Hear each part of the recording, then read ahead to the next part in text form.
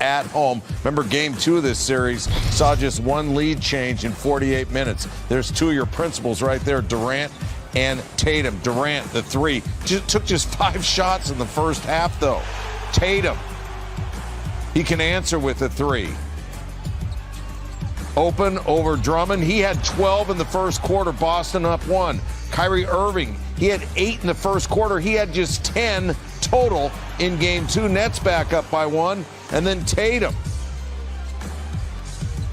Watch. Oh, let me put some moves on you, Claxton. 11 lead changes in the first quarter. Boston up 5 after 1. After the first quarter, second quarter. Celtics up 10. Tatum. Robert Williams back in the saddle. Giddy up. Boston up 12. Williams back from injury. Bruce Brown kept the Nets in this game. I mean, coming off that playoff career high 22 in game 2. He had 16 in the first half. He ended up leading Brooklyn with 26. Brown, Irving, Claxton. 9 assists for Irving.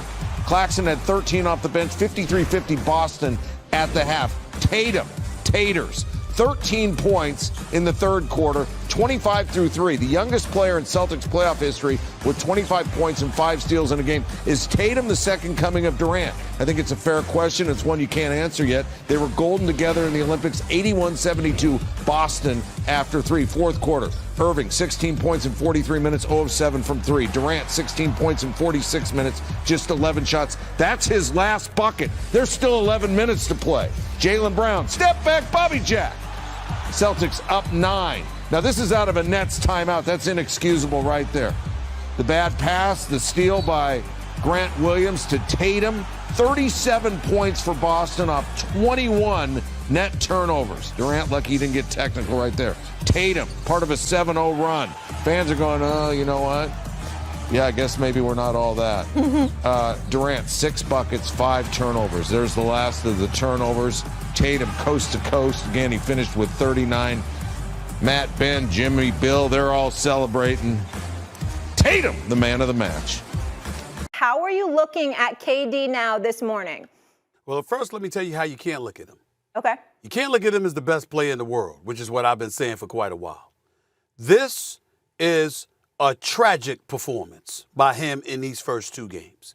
And we can talk about Boston's defense, and they deserve a boatload of credit, Will Bond. And Boston's defense is sensational. I know that. And I'm not going to go where where Kendrick Perkins, rather, went the other day where he was talking about KD getting punked. I'm not going there because it's impossible for me to feel that way about him. But my God, I have never seen Kevin Durant look this bad. It's not about the performance. It's not about the fact that he's 4 for 17 overall. To some degree, it's about the fact that he's 0 for 10 in the second half. To another degree, Will Bond, it's about the fact that he looked shook. He looked rattled. And I never thought I would see something like that happen to Kevin Durant on the offensive side of the ball. Certainly some nights are better than others. But we've never looked at Kevin Durant and said, my God, he looks awful. He looks like he can't get anything going. There's nothing that's working. They're all up in him. 1 minute he's double teamed. Another minute Tatum defending him straight up. And he's blocking his shot. List goes on and you crossing over and bouncing the ball off of your own foot and it's going out of bounds. He looked completely rattled. He looked completely shook. It was an abysmal, embarrassing performance by Kevin Durant. And the Brooklyn Nets are on the verge of getting swept. I can't believe that those words are coming out of my mouth. Now, I got them winning the series in 7 games. There's still a possibility, but obviously I ain't too damn confident about that right now. They're on the verge of getting swept. Swept! And I'm talking, and listen, I understand. I don't think it's going to happen. I believe they're going to win game 3, Will Bond. But let me also say, Kevin Durant ain't alone. Then let me indict Mr. Kyrie Irving. Both of them combined to shoot 8 of 30 from the field. Just abysmal. Did you hear what Kyrie Irving alluded to after the game? Basically alluding to himself being docile. Like that, Will won't check me because your vocabulary is more extensive than mine. But docile, unenthused, lacking energy and fervor. How the hell that happened with all that time he missed? One game. Hold on, wait a minute. I asked the question. How that happened with all that time he missed? It's one game. I'm not drawing this many conclusions. Here's a conclusion. Here's the only one I'm willing to draw. Those two, as great as they are, and Kevin Durant is still the best player in the game. They got harassed into bad shooting, Stephen A. I don't care how great a player is. We saw this happen with the bad boy Pistons and Michael Jordan. Harassed. Now, it's not as physical now as it was then. But for today, in the context of great defense, the Celtics can play it. We saw Bird harassed into this kind of stuff by the Lakers' great defense when they had it. We saw Magic harassed into this kind of stuff when he had to play against the Celtics and great defense. This is what happens. This is basketball. It's a series. It's not the NFL. I don't need to draw 400 conclusions from last night. Here's the conclusion. They better figure out how to set better screens. They better figure out, and you mentioned this on Get Up this morning, they better figure out how to pass the basketball. You look at all those clips that we have of KD. What's going on? He is in ISO mode. That has to stop. He is not going to beat 2 and 3 Boston Celtics defenders. This defense is too good for that, and God help the Nets if Robert Williams comes back at any time in this series. But Stephen A., I think Brooklyn's going to respond. They're going to look at film. Look at these clips of Kevin Durant. Where's the ball movement? He's going to figure it out. As he says, I'm KD. Y'all know who I am. He and Kyrie will figure out with the help of the coaching staff. We've got to play better offensive team basketball than this. I think they will. I think they'll win game 3. I don't think they're on the verge of anything. And I picked the Celtics. And I'm staying with it. And I'm saying still, Celtics in 6 games. But let's not go. I'm not ready to indict anybody yet. They had a really bad game last night. What great players and great teams do is respond.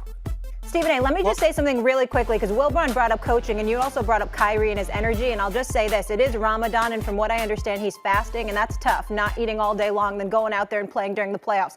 Like, that is real, and that can have an effect on your energy.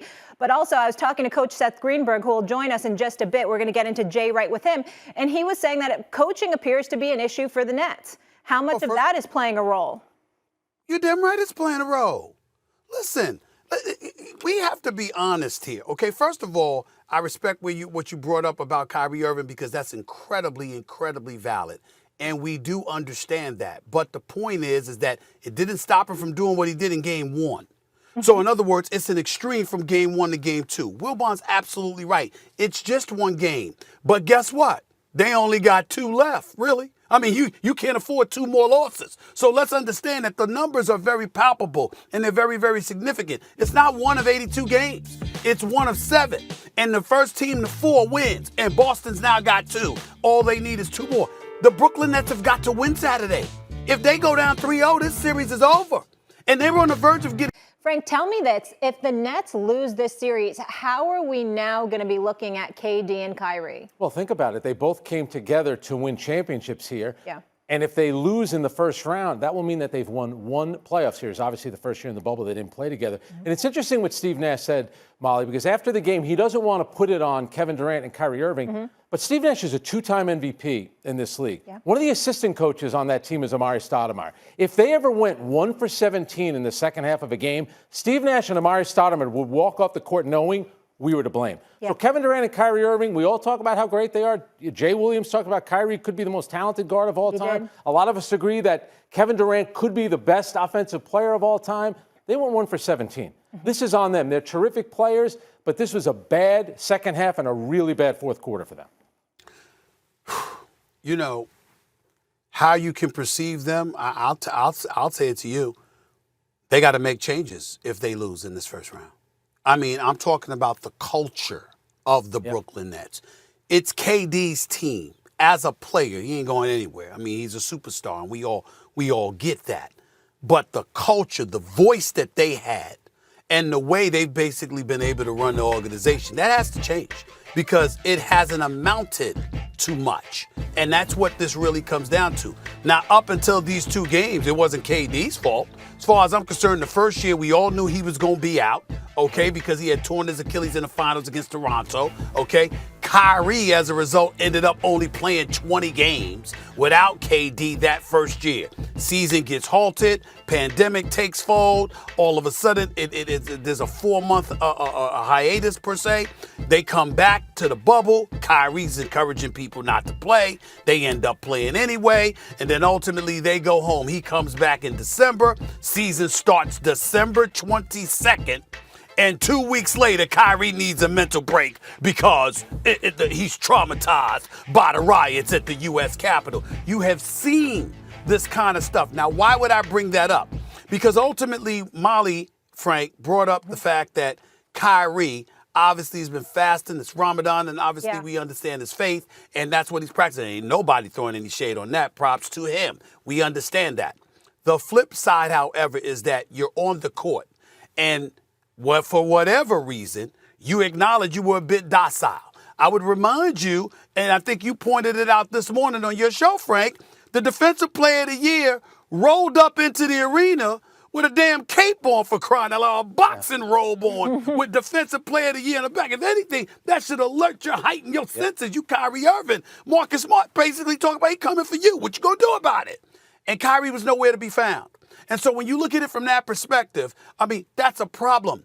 And you look at KD, what I see is a relatively skinny dude that for the first time I saw rattled. They got physical with him. He didn't see him himself. He's bouncing the ball off of his foot. He's getting his shot blocked. He's missing shots he normally makes. I mean, the list just goes on and on. 0 for 10 in the second half.